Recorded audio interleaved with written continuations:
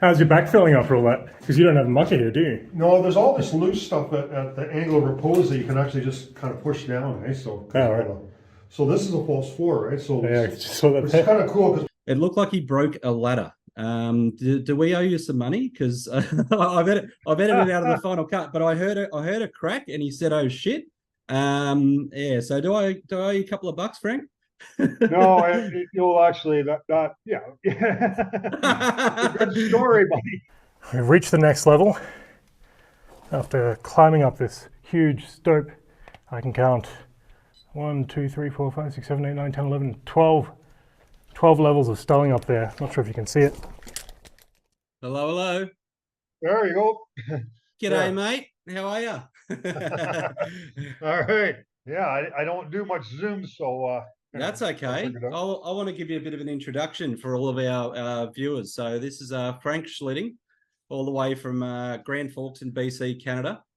Now, if you've seen our Australian mine exploring channel, I know that you've seen Frank's. We've got about 2,000 subscribers. Frank on EAM has over 160,000 subscribers, and his channel has had 22 million views. Frank is now the proud owner of the Yankee Boy mine in BC, Canada. And are you living on site yet, mate? Yeah, we are. So we bought the property a couple of years ago, and we sold the house we had in town, and we built a house here. So we've got it to the stage where we basically living in the basement, and Nice. we just finished up the top of it. But yeah, we're right beside the mine here. So yeah, it's been pretty interesting. That's one thing I always dreamed of when I was all over North America exploring these mines, to have my own mine where you can go in there and play around there and do some shoveling or blast some stuff or whatever. And this one came up, so it was pretty exciting to get involved with that. So, how'd you convince Sharon? Because I've got a couple of little trinkets and bits of steel and some old bull wheels from mines, and I actually want to decorate my front yard, but my wife has just said not happening. I've got one little bit of one little steel bolt from a blower from a coal mine. That's all I'm allowed. So how did you get away with you it? should see area. I got like a 300 excavator, big cat excavator, a D8, a D3, military truck, and every mine car, gadget, bull wheels, tram wheels, Yeah. compressors, so on and so forth. And then the whole museum full of stuff, and then the mine's all full of stuff too. So yeah. Yeah, And nice. we You've been also have collecting for we years, had a haven't big you? smelter in town here too. So we got a couple of big slag pots and a converter back from 1903 when the smelter was operating there. So yeah, we're pretty good in shape as far as artifacts go.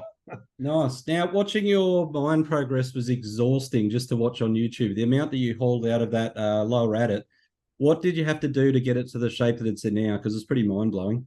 Yeah, well, when we started, it was all kind of collapsed, eh? So there's big boulders and everything that fell down, which is typical, the first 100 feet or so of the mines.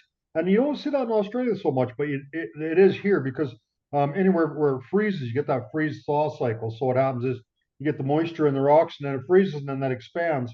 So that causes a rock to crack. So typically, the first 100 feet will be, fractured, and you'll have lots of rocks and stuff in there. And this one was, and then it dammed it up, right? So there was about 3 feet of water in there, and Yeah. all rocks and boulders and all really scabby. So we had to take all that stuff out of there, and then we timbered the first 100 feet or so to make it all solid. So of course we got back about 400 feet, and then the first shaft had some material in it. We thought, well, we take out 20 loads or something and get past it. Ended up Yeah, being I watched 400 that. loads. That was amazing. Yeah, when you broke through that, that was a triumphant moment. I was with you. It felt like I was with you on that one. That was insane. So it ended up being 400 loads, and then we got, then we got past that. We are pretty excited. And we get from there. Then there's another collapse about another 200 feet, and then Sharon says, "Oh, it can't be more than the last one." I said, "No, no, maybe 50 or 100 loads, right?" End up being over 2,000 loads. Yeah, but that's but the good insane. news of that is, I mean, so this mine is something called mine's something called a shrinkage stope. So they got these veins that are up to 2 feet wide of quartz where the gold and silver was. So Yeah. they go underneath that, and then they drilled about 4 feet wide. Then they blasted. They come down. They just handpicked the quartz out. And then they just kept working on that waste rock and keep going higher and higher. So they end up going from the bottom, like up 300 feet to the top of the mine. But then the waste rock just fell and filled in behind them. So for us to get, to open up all these passageways, we had to clean all that waste rock out. So that's Yeah. why, if they're not collapses, but that was just how the mine, was operated, and they filled in behind them. So, but Yeah. anyways, we got it all cleaned out. And the cool thing is, about once we got the 3,000 loads out, well, then all the stuff in the top, like, you can get from the top all the way to the bottom, which you couldn't before. Before, you just Yeah. went in the top and it was all plugged, but all that stuff came down through the bottom. So now we still can't get everywhere. There's still some places that are plugged. The lows can be plugged, but we can go amazing amount of places now. Yeah, you must have. How's your back? those loads and those shoots you made were, yeah, Well, pretty impressive. most people think that, when you got that many loads, you shovel them all, but we didn't, right? So, you got the stuff coming down chutes. So we built chutes and stuff. So you get the ore car in there and you get the right angle, and then you just open the gate and then it fills it up if Yeah, everything goes right. But then you got big rocks and timbers and stuff and plugs and all that kind of stuff. But on a good day, you could get like 30 loads out, and then not have to shovel much, but we still had to shovel lots, but yeah, got the problems with the plugs and stuff. But it's been a lot of fun. Really enjoyed it. But yeah. And I guess it's freezing up your way now, so I assume tours are off. How do people find you, and what months of the year are you running? we're just running in the summertime from May till we're just going to run from May till September because we were open 7 days a week and you're just busy doing this all the time, and you don't want to do it year round. Got other things that we want to do too. So Yeah. that's the reason why we well, when we were filming for YouTube, exploring mines, it was pretty much a full-time job. Mm, So we're doing it all the time, and now we're doing this. So you can't do both, right? So yeah. and the other thing is that we've explored all the mines around here. So it gets very expensive to travel a long ways away, and the YouTube is like television shows or anything else. There's kind of an arc, your channel's getting more popular and more popular, get more subscribers, you get excited about it, you start making some money and all that. But then after a while, sooner or later just flattens out and then it starts to drop off. When we were making the, $4 grand a month or something, it was pretty Mm, exciting. We were spending lots of money traveling around doing that. And then, it just dropped off, and there's a lot of reasons for it. And people just get sick of watching you go through mines. But there's also a lot of other platforms like TikTok and different things, and people get interested in different things. So it's yeah. just a natural, probably, evolution of how YouTube channels work. And Yeah. so, as it gets more and more expensive to do what you're doing, and you're having less fun because you've done it for so long, and then all of a sudden you're having to pay for all this kind of stuff, you just move on to something else. Eh? Yeah, yeah. Now, just one last question on the Yankee Boy. You threw out a couple of ideas in the middle of last year that you might be doing like a extreme tour as a possibility. Is that still a possibility on the cards? Because if so, Yeah, I'm that's what booking we're a working ticket. for, and we're not calling it an extreme tour. We're calling it an advanced tour. So Yeah, last year, the main haul level goes back 1,350 feet or so, and then plus some other branches. But you can only get back about 950 feet because it's collapsed past that. Eventually, we could get to the back. So pretty much anyone that can walk, through a level, just through a level thing, was able to make it in there. And some people are nervous about it and all that. There wasn't much water, but it was basically for family could take the kids in there or whatever, and that's fine. But the mine's got 4 levels, yeah, but it goes up 300 feet, and it's got other internal levels and shafts and stuff. But it's a lot more complicated going up through narrow things and climbing up raises and ladders and all that kind of stuff. It's not for everyone. I mean, there's yeah, a lot of people, they can barely walk the 1,000 feet to the back, so most people wouldn't go up there. But yeah, so probably we would offer like one tour a day or something that people could go on probably a 2-hour tour, more advanced. Well, something maybe a little bit more typical of what you'd see on our YouTube channel when we go, but not with the rope. We're not gonna get into that because it's just yeah, the liability and stuff. But yeah. so that's what we've been doing this winter. We have our own sawmill, so we're having to build ladders and platforms and manways and stuff to be able to get from the bottom all the way to the top. So we'll have that for next year. That we have that option for people that want to go on a bit more of an advanced tour. We can take them on that. Nice. Now, Blake sent me the raw footage and thank you for letting him access. He was there on a business trip and made his way up to your house. But when he sent me the raw footage, I've edited it down. Obviously, our viewers will see it after this catch up between you and I. It looked like he broke a ladder. Do we owe you some money? Because I've edited it out of the final cut, but I heard a crack, and he said, "Oh shit." Yeah. So do I owe you a couple of bucks, Frank?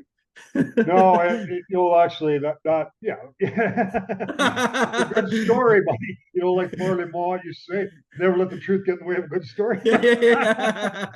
So we had this ladder that we used in some of our explorations. It's an aluminum ladder it's an accordion type ladder. So it folds down about this big, and then you can stretch it out to 16 feet. So we had it at the very back, and we were using it to get back in there, and then a whole bunch of rocks fell down on the ladder. So it broke a bunch of those catches and stuff. So the ladder was in rough shape. Oh, you're a gentleman. There. You're a gentleman. So you're we just happened to step on something, but it was, it wasn't his fault. It was, Yeah, it was, just it was already wrecked. check your property because he's got a pretty reckless driving record. So yeah, just make sure it didn't damage any of your gates on the way out. So now, when we first booked this, this has been a work in progress between Frank and I for about 6 months. You're out at some sort of weekend long party with Metallica, but you hadn't retired at that stage. So what really prompted the retirement? Because it's best part of getting on past half a decade, well past half a decade. Well, I wouldn't even say I'm not retired. We're just retiring from exploring more mines and and producing shows for the channel. We're still producing every once in a while. We kind of do a little update of what we're doing in the mine, and but we're not going into mines and producing a show every week on the mine. So I mean, we're working as hard as ever on this mine. Yeah, we work every day. So it's not really, it's not really retired, but we're just not producing more. We're not exploring more mines. That's all. So. Yeah, and we don't really plan on going to other mines, so we're just going to stick with working on our own mines. You visited American mines, like you crossed the border, best part of 5 years ago.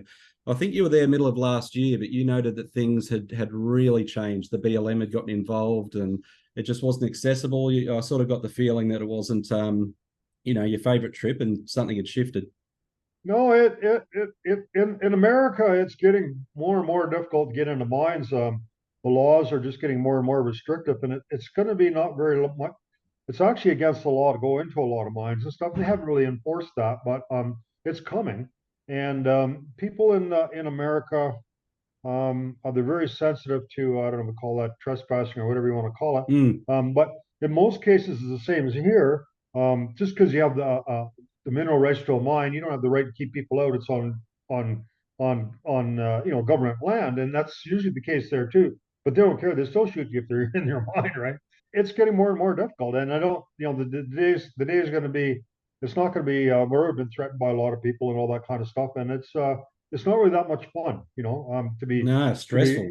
Basically harassed for doing what you can lawfully do. And what we're doing is really documenting the mines and stuff. And, but it's getting more and more difficult to do that. Yeah. When you go underground, one thing I've always been amazed at, most mine explorers, we normally shoot on a mirrorless camera, a little GoPro, but I've seen hundreds of shots of you, what looks like you've got a broadcast camera, like a big Sony camera. I can show it to you. So this is, we've got two of these. Well, we've had a bunch of them, but this is a Panasonic. Jesus. I don't know what it is, but this it looks pretty grimy and everything, but this camera is very good in low light, and it has a very good LED light in it, which I'll turn on for a sec here. Oh, maybe it's dead, or I don't know. Oh, I see. Okay. Jesus Christ. So it works really good for shooting stuff underground. So the only thing is, it's not a 4K model. But this is a $2,000 camera, and we've gone through lots of them. But this is not the original. So that's not the original one from 2016. You've gone through a few. Yeah, I think I've gone through about 4 of them. Jesus. But, we're making good money on YouTube, and we bought, we've got the very best climbing equipment you can buy. Those harnesses are $1,000 a piece, and the ropes are a couple $100 a piece. They don't last long, and so. And the other thing that was getting really expensive is traveling around in America. The price of diesel now, the truck that we had, we were burning $500 worth of diesel a day. So yeah, that if you're traveling ridiculous. 10 hours or so. It gets very expensive, to travel around and do what we were doing too, right? And we didn't mind. When we first started out, it was very exciting because, we didn't do it for the money, but, so we're getting more and more subscribers, and people are pretty interested. A lot of people watching it. It's a lot of fun. But then, after a while, you get to that point where it's not as exciting as it was, right? Well, I want to ask you about it because you said there seemed to be a plateau for YouTube. There's a lot of YouTube mine exploration channels that are saying that YouTube are taking mine exploring out of the algorithm. they're saying they're liking it to firearms videos, and they're starting to throttle the videos. I don't know if that's true or if you've got any thoughts on that, but there definitely seems to be some early mine exploring videos that went viral, and then there's a lot recently of the sort of that are just as good a content that sort of seems to have plateaued. Well, I don't see any evidence of that. We just get less views and stuff. We still have like 165,000 subscribers or whatever. We're actually losing subscribers now. But so what I'm doing is so we've been doing this for 9 years. So I just went back to the very first video, and we're just rebroadcasting these old videos because most of the people haven't seen the older ones. So we still get every Friday we put out a video, so we're still getting thousands of people that watch those older videos, and we get a little bit of revenues. We're still getting $300-400 a month or something, and we're not doing nothing. So nice. Better nothing, right? But I don't see any sign of any discrimination from YouTube that I know of. I mean, it's a business, and if people watch the videos, they get the revenue and stuff from it. So the way YouTube works, I think you get about 40% of the revenue. They get 60% or something like that. It's a kind of a shared thing, right? So now your first video was April 2016. Your last video, other than the Yankee Boy, which we're excited we're still going to get updates, I have to ask you, this might be a hard question for you, but favorite memories underground, whether a single video or a series, like, was there any highlight for you specifically? I'd say Antioch, that was really cool. Going to Antioch because it's such a remote place, and and there's been nobody really there. There's so much stuff there. So we were there 3 times. So the guy went there with the first time, Kevin Krogstad. He got me kind of interested in it. We went up there together. We got permission to go up there. Now he's the manager of the mine now. So not really the mine, the slag pile, which is what's left over when they had the smelter there. They've been taking that for sandblasting material. The U.S. Navy uses a lot of it for sandblasting their ships and stuff. But so so they have a barge there, and then equipment and stuff, and then tugs come up, and then they loaded the slag up on there, a few times a year. So he's the caretaker, and he's there all the time doing that. So this kind of evolved into a job for him. But that was probably one of the highlights, I guess. The Antioch was just such a huge mine. I mean, they mined something like 7,500 tons of ore a day out of there. There's up to 5,000 people in a huge town that shut down during the Depression when the price of copper dropped down. Well, credit to you. I've seen a few people document the dam and a couple of the old bits of township, but up until you and no one since has seen underground there, and that was a brilliant series. So hats off to you, mate. That was impressive work. Yeah, no, thanks. I mean, the guy that is probably Bruce. I can't remember his last name. He's not Bryce, I think. Bruce, he was up there all the time, and he's taking people up there. He's got a jet boat and stuff, so he takes people on tours up there. And he hadn't been underground before. So we took him underground. He said, "Oh, we'll take you for a tour." And it was kind of funny. He says, when you're underground, you should always have 3 lights. You should have a light and a backup and a backup for your backup. So I look behind me. He's got all 3 lights. He's a little bit nervous. I should laugh. No, you don't have all 3 lights on. Put one in your pocket, mate. Yeah, wow. Yeah, well, my favorite Rob Bryce's name. Yeah, it was pretty Bryce. Funny. My favorite one's when you sent a little guy called Gary. You sent a little guy down a 300-meter hole in Mexico, and I know that was Gabe. That was hairy. Yeah, at the end of that video when you were winching up with the car, I was just sitting there. That was insane. So it was pretty crazy. But no, his that's in Mexico, right? So his dad is actually a cop in Mexico. So he's American, but his dad's down in Mexico. He was a cop down there, and he wanted to go. He knew these big holes were there, and he wanted to go down there. And I said, well, we can't go down there with our regular rigging because your 600 feet of rope is so heavy. There's no way you're that much weight on it. And I said, there's no way you're going to pull yourself up 600 feet anyhow. I mean, 200 feet is like a lot of work pulling up 200 feet. So we're just going to have to hook a rope onto you, drop you down, bring you back up. And his eyes got pretty big. Well, that wasn't really what I had in mind. I said, well, that's the only way it's going to work. And I said, we got to be up here because we know how to get you up. So okay. But so he went down. He was kind of screaming most of the way, but probably part of us for dramatic effect. I don't think it was. I think it was genuine. I mean, you're very calm underground. But his footage he that captured is, when he was on that drive, I think he was having a 25-minute long panic attack. That was my yeah. take on it. Well, that is a dangerous thing to do, because like if a rock falls, if something loose from the sides, when you're hundreds of feet comes down and hits you, that's you always think, when you're under there, that what if the rope broke, you go flying down, but what doesn't make any difference if you're 100 feet off the ground or 600 feet off the ground, you're just dead, Yeah. But that rock, a 2-pound rock falling 500 feet or something, enough to kill you too, probably. It's lights out. Yeah. And that's more likely to happen in the rope breaking, that's for sure. Yeah, nice. Well, and people always said, well, I can't believe you did that without edge protection. But if you look where the concrete is, there was a piece of rebar. The rope was just riding on the rebar. It wasn't rubbing on there. And the other thing is, it's not like you put it down the bottom, the rope's rubbing on one place. It's the whole 600 feet of rope is over that thing. Yeah, it's so a new there's a line small over the amount of wear collar on the whole rope, not a lot of wear on any bigger plots. So that wasn't an issue, but people made a big deal out of it.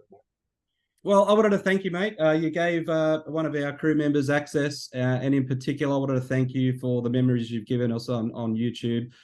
Best part of 10 years, I know personally what it takes to get through a mine, the stench, the mud, the bad air and the dangers. And we just wanted to say cheers and, good luck with the mine. It's good to know that you're not retired only. Is that Sharon? Yeah, she's here. Hey, you want to say hi? Sharon? Sharon, give us a wave. Come on. Is that Sharon? I just want to say thanks for the memories, Sharon. It's been, I think I can actually say on behalf of the Australian mine exploring community, it's been a long road with EAM, and it was I was pretty upset when I heard you retired, but also understood why. And wish you all the best on your mine, and you guys safe in there. And I've got plans to come to the US in 2027. So if I can afford to get up to Canada, I'll come up and shovel a few loads if you've got any going, and maybe share a beer with you guys. Yeah, sure. Come on anytime. It's not far here. We can see the states from the border, from the house here. So we're right on the border here. So yeah. All right. Yeah, all right. And if anyone hasn't checked out Frank and Sharon's channel, it's EAM. I'll leave a link. My favorite adventures are the Antiochs, City of Paris, Mega Monster Mine, and of course the Yankee Boy series. We'll link all of those down in our description. So, hopefully we get to meet in person one day, guys. But until then, thanks for all the memories on YouTube, and you guys stay safe in your mine adventures. Okay, thanks. You're welcome. Cheers, buddy. All right. Okay. Bye.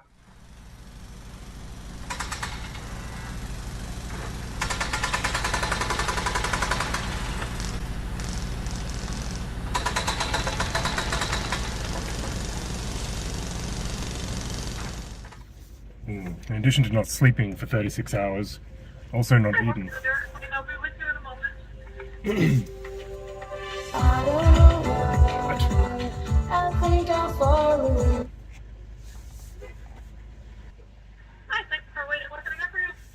Hey, can I please grab a triple mushroom cheeseburger and the fries, thanks?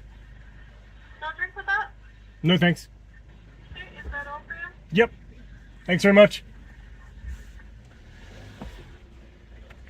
Yes, he's gonna be good. So I've got about, I think, another 2 locations that I'm trying to hit up today. All of those involve driving even further away from where I need to return to, not by a small amount either. I think in all I'm committed to about a 10-hour drive back this evening, which will take me up to 2 a.m., 3 a.m., 4 a.m., 6 a.m. So the sleep the sleep deprivation will continue, unfortunately, but some exciting places to visit, so stay tuned. Alright, I can't find any other way in. Just gonna drive up here. I'm pretty sure there is a mine up here. It's look, gates open. Hopefully if anyone's there, they're friendly. Fingers crossed, huh? Oh, I see some mullet dumps up there. Everyone here is so friendly anyway. Can't go wrong. It does look like an active site though. I see some excavators up there.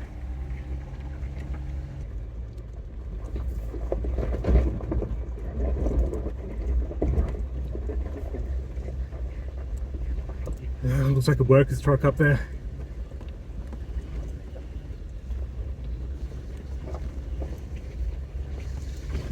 Definitely high up on the hills though.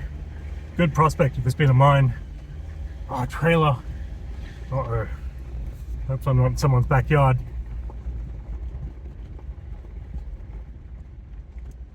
I don't know, ladies and gentlemen.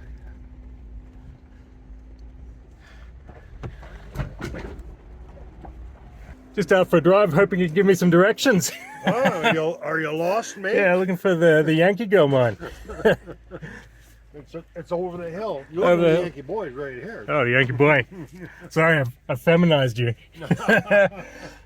And they do a shrinkage stope, so they mine up, they'll drill and blast up as high as they can.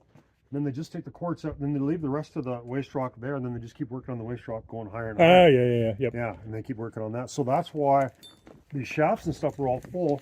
When we started here, they were plugged because of the waste rock coming down. So we had to take the 2200 loads to get past as far as we're at. So you basically have to dig it out from the bottom again. Yeah.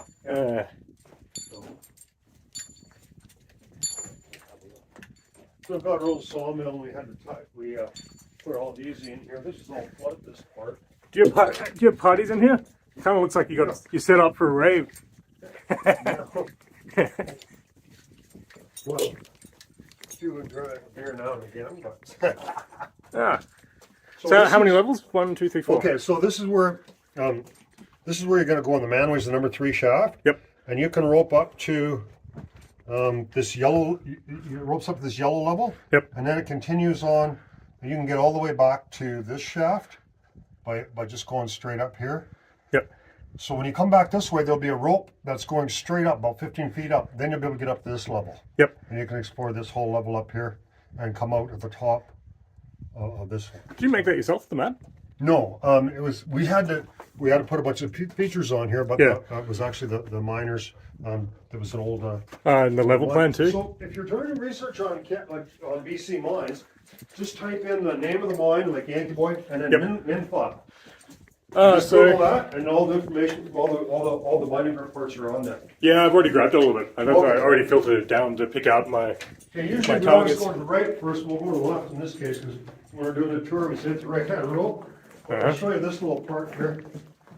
So this is a model of a square set. I don't know if you ever saw a square set very much. Yep. So they never used it really after about the 1800s, but these pieces are all separately made, like they're milled outside. This Yeah. Wow. the post, the cap, and the girt. We just made a little one to show people. And basically, they would just they would mine up with hand steel as high as they could, and then they couldn't reach any higher. They build this and then hop up there and then keep going. And in Roslyn, we've seen 10 stories high of this. And 10 stories. As big as wide as you want. Wow. You maybe never seen this before. This is a mine light run on compressed air. So No, I haven't. compressed air. Usually at the very end of the mine where the mucker is, Yep. they'll have that hooked up to the mine where the mucker is. So Huh. it was probably pretty loud. It's got a turbine that generates electricity from compressed air. Yeah, we just at somewhere the other day where they called the air-powered fans screamers or something like that. So I guess Oh, yeah. these lights are screamers too. Yeah, I bet you it probably would scream. We tried hooking it up, but it doesn't work anymore. Yeah. Where'd you get that one from? A guy donated it to me. So a lot of stuff that's people have sitting in their garages and their grandpa dies or whatever, and they Yeah, wow. do with it and they give it to us. Wow. So yeah, there's that's a grinder on compressed air. This is something we got from Goldfield, Nevada. It's a shaft bell. Shaft bell, okay. Yeah, so they had the hoist on the surface, and then they had that down there. So Have they got 2 insulators on it for the hand? Yeah. it's a handmade. So it's just an electrical connection or probably a buzzer up there, Yep. a light, and then they just do the quote, and then they send the cage down to Oh, wow. the level they're at. It's a lot easier.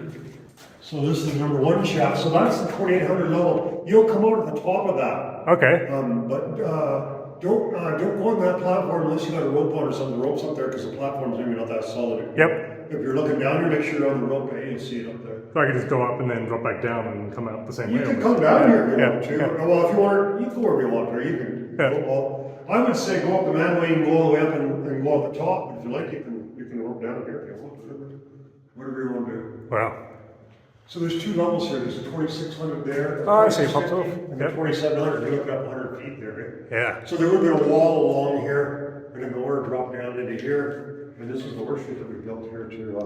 You built that or did Yeah, you, we built did this. you find the There's one parts? similar to that one as well, Robin. So You built that or you found the parts somewhere? we built it. Well, we got this from Phoenix, inside Phoenix, the Yep. gate. But the rest of it we got it Yeah. from sawmill. We saw that lumber and did it ourselves.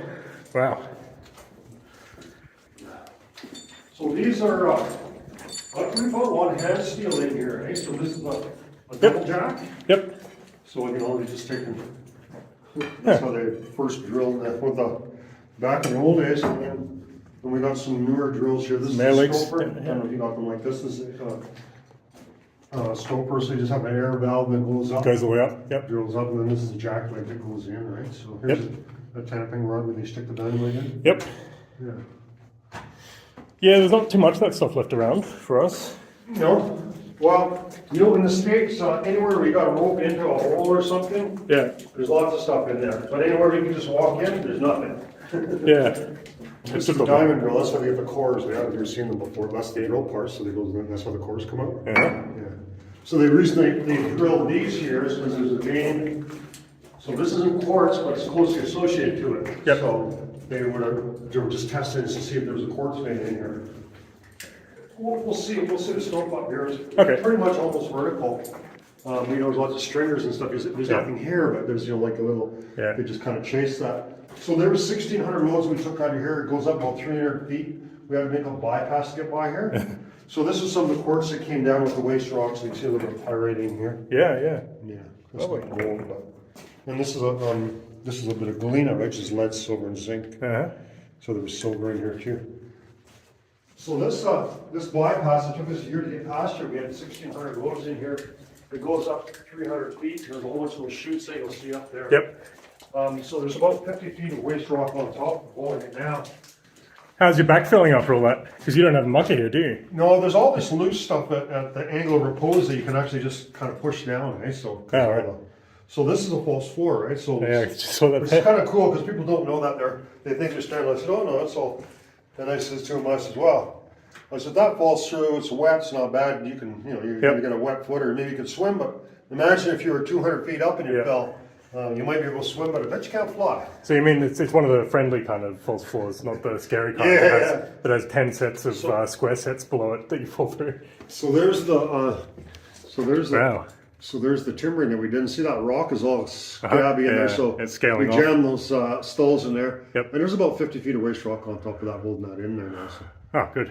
yeah, so it's good and solid. It's 8 inches of solid wood there. Yep. And then 8x8. So Yeah. it'll last longer than I will, probably. You've restored it back to its original state. Yeah. So this is the manway. There's lots of drill holes Wow. over here, some carbide ready. That's the manway that you'll go up. Okay. Wow. So you'll go up this way, and if you go that way, you can go that way. It goes to the very top. It goes only about 100 feet and it ends. Yep. But then you'll want to go this way. It goes up at an angle, and you'll see that rope coming down that you want to climb up. Yep. First of all, just climb right up there. You can go right to the top of that shaft. Uh-huh. Then come back, and then go up that rope, and then you go to the higher levels. Oh, what's in the high levels? The which? What's in the high levels? Just same thing? There's big stopes in there, a whole bunch of passageways, and then you can get up the top. Wow. So did you rebuild all of this all the way we up? built all this, yeah. Wow. Did you mill your own timber for Yes, it? yes. I was going to say, there's thousands of dollars worth of timber here. Wow. So this was you can leave your stuff there because we got to come back here. You don't have to carry it. Thanks. We'll just go for a walk to the back and just show you some stuff here, and then you can go up there. Thanks. So this is just a footwall here. Here it says for sale. Is that in carbide too? Yeah, it's carbide right now. And here it says beware falling rock, and watch out dangerous rock. Uh-huh. So as you see, these are sulfides here. Eh? Did you get the ones in Australia? Yep. Yeah, so that's what causes acid leaching in Yep. lines, right? So it picks up the sulfur out of there. Yes. We use this water, so we've had this water tested. We have a dam up here, Yeah. and we drink this water. It's fine. Oh, wow. It makes all the very nice for drinking water. This is a stall, and we tried to get people not to touch it because it's really rotten. It's holding up a loose rock. Yeah. I don't know. I feel like sometimes when you read those warning signs that are written on the wall, that probably means it's pretty safe because someone was happy enough to sit there and write it. Well, whatever's fallen down would have fallen down the last 100 years. So you can see up the ladder that's got some rungs and stuff in there, some track. Here's some ore that they would have taken out of here. And this is both a compressor and air line here. Yep. So this is a muck sheet here. Yep. This is a false floor here too. And then if you look behind you. Is that just a sump or is it a proper false floor? Like the scary kind? Well, there was water running along here, but we're catching it all in the pipe. So, Yep. but yeah, we think there's, because look at the slope above us, right? Not a very big slope, but you can see the vein that they were mining. Yeah, right. So I would think it probably went below us too, right? Because that's Yeah. why there's wood on that floor, so that there's no other reason why there would be wood on the floor. So just to clarify, we're not walking over a false, like not all of this is just above the stope somewhere. is No, it? just this little part. I think Yeah. it might even be built full of rock now. I don't know. Like we've almost made that mistake before. It had water in it though, because this is all flooded. It was flooded. Yep. So you can see some quartz here. Huh. And you want to see some gold, right? So, You got some more pyrite for us? Oh, wow. there's a big pile of gold right there. Yeah, a guy painted those gravel gold through them in here. That was funny. Don't let Sharon see that. So there's some quartz there, and this is a teacup and some oil cans that were in here. A funnel, and that's antifreeze there. You see some pretty good pyrite in some right. of that quartz there. Right. So here you can see the vein on the floor there, of the quartz there. I don't know why they didn't mine any further, but then you also see it up there, right? Yep. So you can imagine there was just a big sandwich all along here. There'd been quartz all Yeah. along here, Yep. and this is what would have been here like that. Wow. So that whole wall would have been covered like that with that, and that's what they mined out of. So I guess they just left the low grade stuff behind, or it pinches out a bit up there, huh? Yeah, I don't know. Just because there's quartz here doesn't mean it has gold in it, right? So, Yeah. so this is the dam that we built here. Just has some leftover concrete, and this is where we're getting our water. Uh-huh. But here, have a look. Here, you can take the right. Okay, you got a big one. Yeah, have a look up there. So there's a stope going up that way. Whoa. Okay. That's original timbers, is it? So I was up there, and this tunnel actually, see that on the very right of that gray rock there. There's Yep. there's a vein there. You can see. Yep, you can It's see it, fairly fresh there. Yep. It doesn't go up to higher levels because the higher levels don't go any further. Okay. You know, so we're like. Yeah, that's pretty good. Yeah. But there's a big stope there, and it goes way up in there. So I climbed up there, and there's a hole going down, but it just ended. It's pretty hairy there. We actually made a pipe bomb. This piece was kind of was a bad spot. We put a bomb underneath there and lifted that rock up and brought it down here and jammed it in solid, so it's good now. That doesn't. So in the last video, you see a bunch of smoke. Yeah. We don't talk about it, but we just took a piece of pipe like that, black powder, and I put a blasting cap in there and lifted that rock up and jammed it in here. So it's good now. We're kind of happy with the way it's sitting. So I think that's fair. That's not mining. That's just ground remediation, right? yeah, we thought it was going to break that rock, but it didn't break it. So anyways, I just thought you for a quick little tour in here, and then you can you go and head up there. And, Well, thank you very much. Most grateful. so that's all that we usually take our guests on just at the end of the year. Yep. So and then I tell them, well, next year we're going to have an advanced tour Uh-huh. to go up those other areas you're going up. But since you got your own climate equipment and you know what you're doing, I don't have a problem with you going up there. Thank you. Well, I guess I won't film anything and publish it before you start your tours, because otherwise it ruins the surprise. No, let's go ahead. It's not a problem. I feel like Maybe get people interested in coming and seeing. That's true. It doesn't bother me. Yeah, I'm not sure how many people you'll get to fly over from Australia, but if there's anyone watching from North America, maybe. Yeah. So you gotta watch this ladder a little bit. This is the only crappy ladder is this one here, so it should be all right. And then they're really good ladders. We got like four thing all the way up there, so it should be good. So.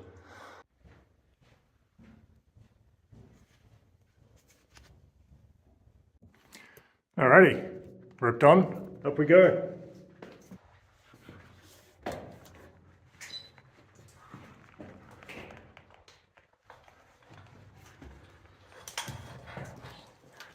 Very thoughtful of Frank to have included all these timbers. I hope his timber ladders are stronger than that one.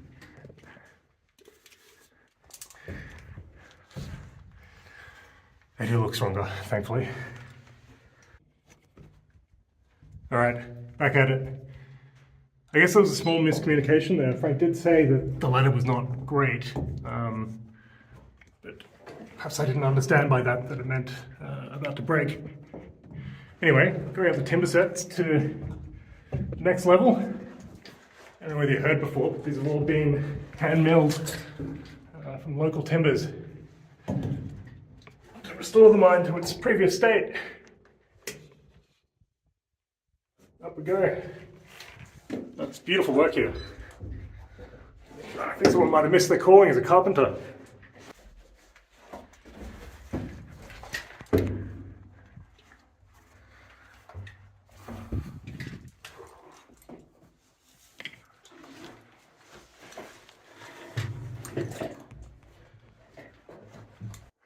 Wow, that's certainly a big opening. It's all stoped out.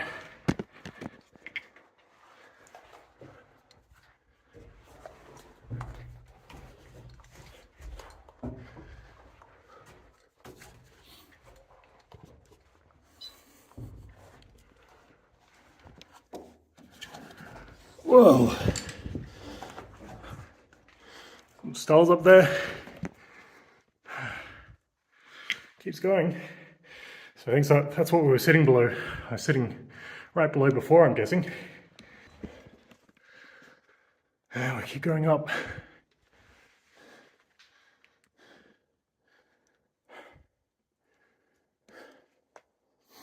Alrighty.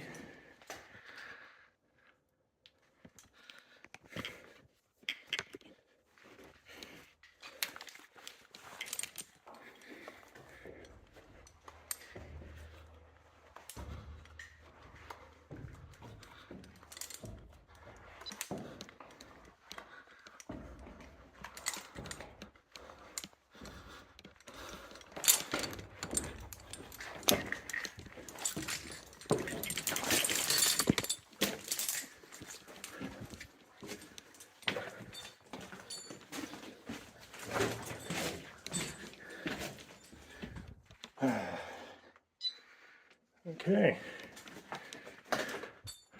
All the icicles. Calcite, I dare say.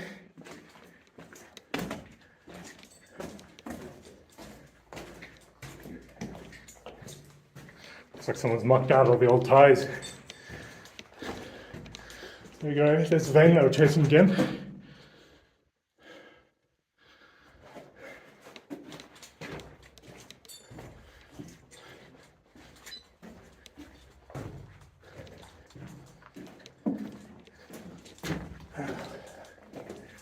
Calcite garden.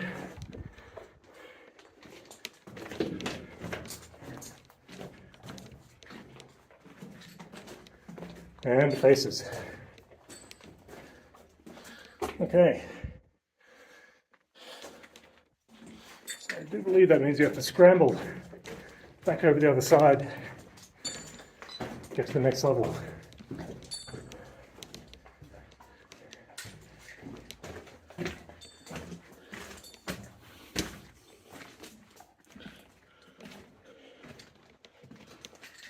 Camera off for this part. We're going over there.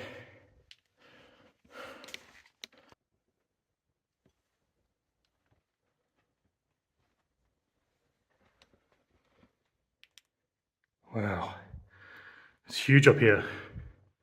This is the off-limit section, everyone. I do believe there may be special tours starting for this in the future. But for now, this is where Franklin only treads. Wow, it goes way up there. All right, let's go for a scuttle. Okay, up to the next level. Here we go. I should have tied my shoelaces.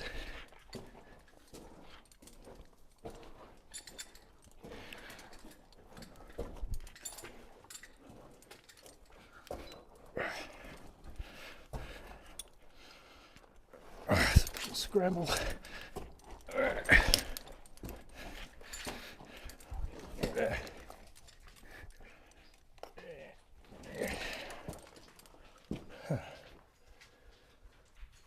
The old stall up there.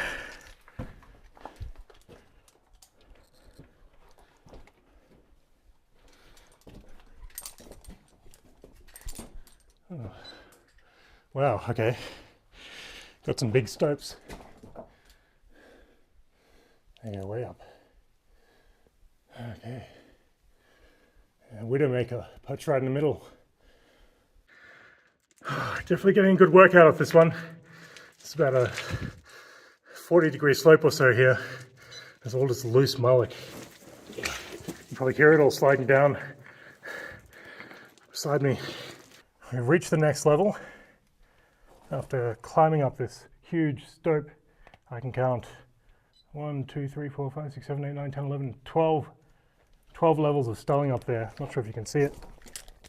That's right at the back of the mine. Wow, it's yeah, sizable stope. I'm not going to rock test it though, just in case poor Franklin is down the bottom there. So we had to climb up on those ropes there. It is a bit of a scramble. It's all loose material that they've stoked out from up above. I guess that's sort of similar to sub-level stoping, I guess you would call it, if there's multiple levels. All right, so I think down there goes to the shaft that we popped in at, and then up to the left here, I believe, goes up to another level. Oh wow, more stopes. Still chasing that vein. It is dipping on a different direction here though. So I guess it kind of comes down like that on an angle.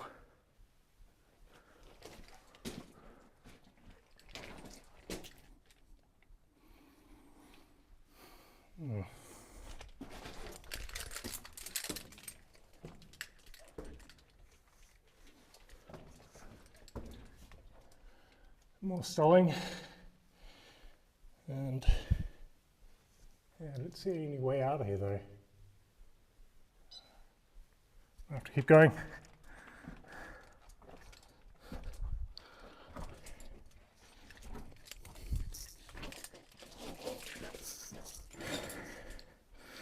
Oh yeah, I can feel a breeze over there. That's got to be the way.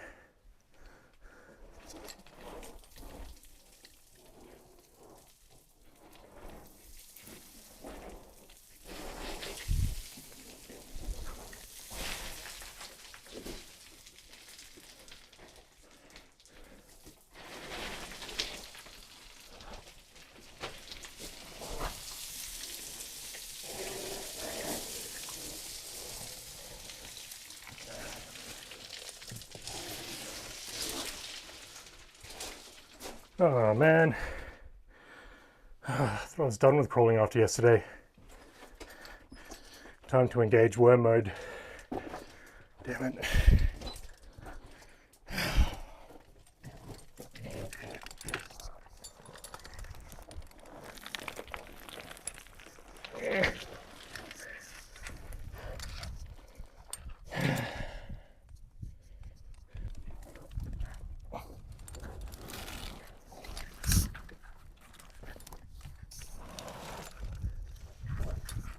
Ooh.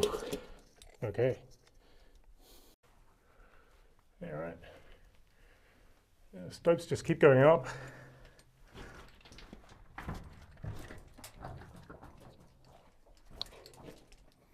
It's actually turned into a bit of a labyrinth.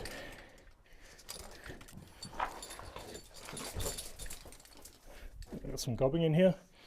Obviously, I didn't want to kite all the stuff all the way out.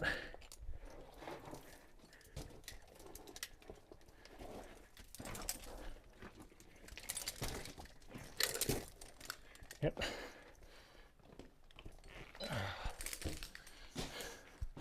I dare say they've just been stoping up again. It's probably a parallel vein.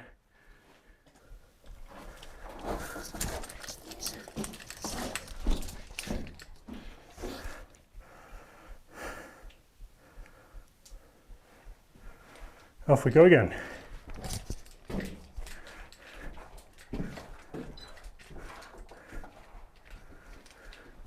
Oop, there's our way out.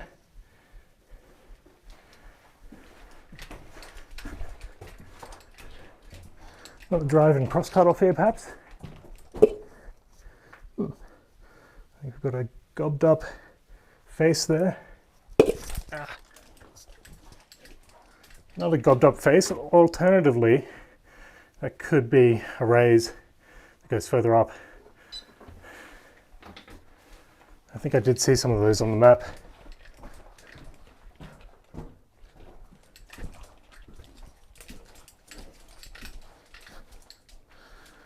Okay.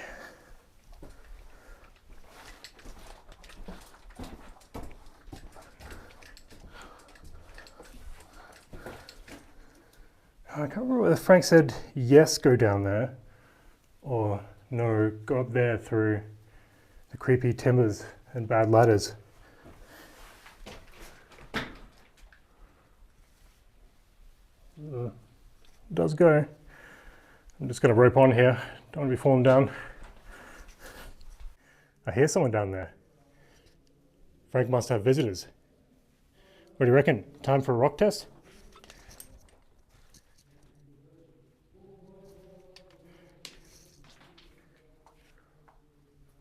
Ooh. Ooh. Fucking mind ghosts. I see what Frank meant now. Definitely gonna have to go on rope for that. All right, so I would have loved to go down here. Right below us is what looks like a chute, and obviously the shaft that we were looking at before. We also have the shaft and the chute continuing up this way. There's ladders all the way up. Goes about 30 meters or so. But I didn't bring my own rope. I just didn't have room to pack it. So Frank has very generously offered for me to use his, but I'd really like to rig my own. And since I'm seeing some of these contraptions here that have been used for the first time, I might have to give it a pass. Not to say that it isn't perfectly climbable and safe, but it's one of those personal accountability things, right? You rig your own, you trust your own, and always verify if someone else is setting them up for you. And I'm not familiar with this stuff, that's the only reason. Anyway, well, that's all right. We'll turn back around and return the other way.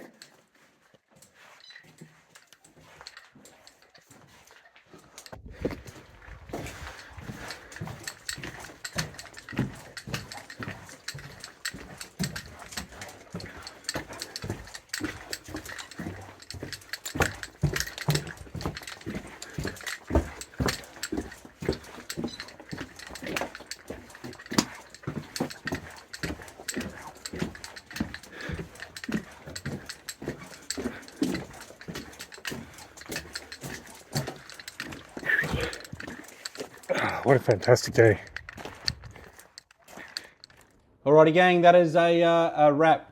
Massive shout out to QAM team member Buck Chancey for that amazing adventure. Still amazed that you got to squeeze that trip in with pretty much no sleep, 2 days either side of it. So thank you very much, mate. That was an awesome adventure. Hope all our viewers like that. And also just a special thanks to Frank and Sharon. Very generous letting Buck explore the mine like that. And we wish you guys all the best, and just once again wanted to say a very sincere thank you for all the memories that you have shared with us of all the amazing years of the hundreds of kilometres of tunnels that you guys have explored and shared with us on YouTube. So all the best, and hopefully we can catch up in person in a few years. We are about to air our last 3 episodes of the Tin Adventures. We think they're the best stuff that we've probably ever captured. They'll be coming up on the first Friday night of March. So until then, we hope everyone's really well. Thanks for watching, and we'll see you guys on the next one. Alrighty, roped on, up we go.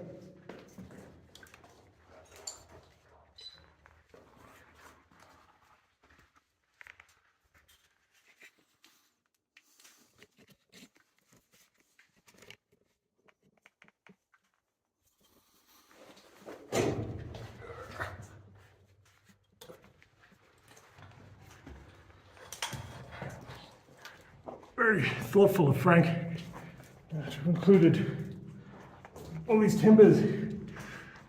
Wouldn't have wanted to spend the day here. Okay, gentlemen, Frank's ladder is not as strong as we thought it was. That